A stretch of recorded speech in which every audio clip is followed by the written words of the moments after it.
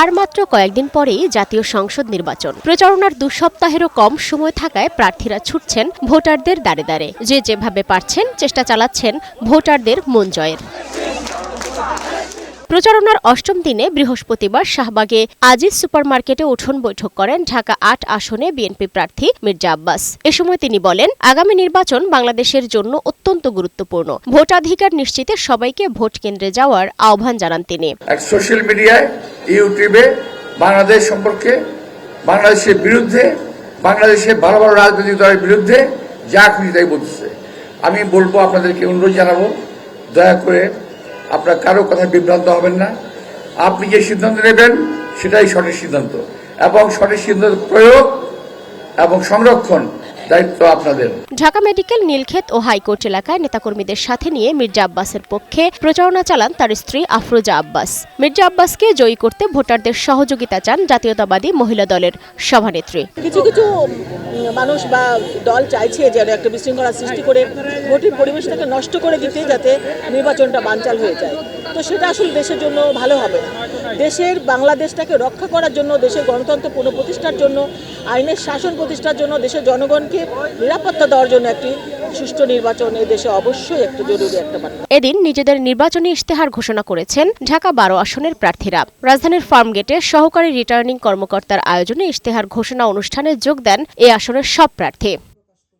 ইশতেহার ঘোষণায় ঝুঁকিপূর্ণ কেন্দ্র চিহ্নিত করে ব্যবস্থা নেয়ার দাবি জানান বিএনপি জোটের প্রার্থী সাইফুল হক। আর মাদক সন্ত্রাস, চাঁদাবাজি ও কারণ বাজারকে দখলমুক্ত করার অঙ্গীকার করেন স্বতন্ত্র প্রার্থী সাইফুল আলম নীরব। আর জামাতের প্রার্থী উন্নয়নে বিভিন্ন প্রতিশ্রুতি দেন। সরকারি ও বেসরকারি উদ্যোগে ফ্রি অথবা স্বল্প মূল্যে এলাকা ভিত্তিক রিহ্যাব সেন্টার গঠন করা হবে। যুবকদের জন্য কাউন্সিলিং, স্কিল ট্রেনিং ও কর্মসংস্থান সুযোগের সৃষ্টি করে যুবকদের কর্মমুখী করা হবে। চাঁদাবাজি নির্মূলে কঠোর ব্যবস্থা। বাজার, পরিবহন, নির্মাণ খাত, ব্যবসা প্রতিষ্ঠানে চাঁদাবাজি সম্পূর্ণ নিষিদ্ধ করা হবে।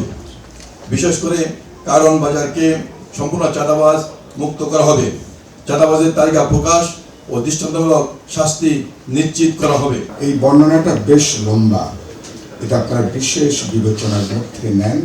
সময়ের জন্য এটাকে আমি বিস্তারিতটা করছি না। ব্যানার ছেঁড়া ফেলছে, কোথাও পোস্টার ছেঁড়া ফেলছে, এটাকে নামিয়ে ফেলা হয়েছে। ঢাকা 16 আসনে মিরপুরের চলন্তিকা বস্তি ও রূপনগর এলাকায় নেতাকর্মীদের নিয়ে প্রচারণা চালান বিএনপি প্রার্থী আমিরুল হক।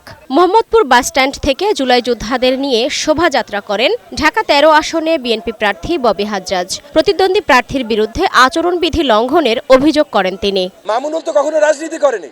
মামুনুল মাদ্রাসার শিক্ষক, তাও সেটা করে লালবাগে আর বাগেরহাটে। সো মোহাম্মদপুরে সে রাতটা যাপন করে। তো মামুনুল রাজনীতি করে নাই, রাজনীতি করেছে জামাত, এবং জামাত রাজনীতি করেছে অপপ্রচারের রাজনীতি। একসময় ইন্টারনেটে অপপ্রচার, এখন মাঠে অপপ্রচার। সো যেহেতু মামুনুল জামাতের সাথে আছে এবং জামাতের রাজনীতি অপপ্রচারের রাজনীতি, তো এখন মামুনুল অপপ্রচারে বেরিয়ে গেছে। এটা নিয়ে খুব বেশি লম্বা আলোচনা করার মতো কিছু আছে বলে আমি মনে করি না। মামুনুল হক নিজেকে বলে আলেম, তো এত বড় মিথ্যাচার একটা আলেমের মুখ দিয়ে, ও রাজনীতি এমনিও করে না ভাই, আমি ওকে রাজনীতি ধরি না, কিন্তু একটা আলেমের মুখ দিয়ে এত বড় মিথ্যাচার, এটা আসলেই দুঃখজনক। চাঁদাবাজির কিছু সমস্যা রয়েছে, সেই সমস্যাগুলো আমরা জিরো টলারেন্স নীতি গ্রহণ করে চাঁদাবাজ মুক্ত সমাজ গড়ার জন্য আমি দৃঢ়ভাবে প্রত্যয় ব্যক্ত করছি। পাশাপাশি পরিপূর্ণভাবে আমরা মাদক মুক্ত সমাজ গড়তে চাই। ঠিক এই এলাকাগুলোতে বেসিক্যালি আমাদের জলাবদ্ধতার একটি বড় সমস্যা রয়েছে, এবং আমরা যখন পুনর্বাসন করতে পারবো ইনশাআল্লাহ, তখন অটোমেটিক্যালি এই জলাবদ্ধতা নিরসন হয়ে যাবে। এছাড়া ঢাকার অন্যান্য আসনেও প্রার্থীরা গণসংযোগে ব্যস্ত সময় পার করছেন। সালমা জাহান মুক্তা, বৈশাখী সংবাদ, ঢাকা।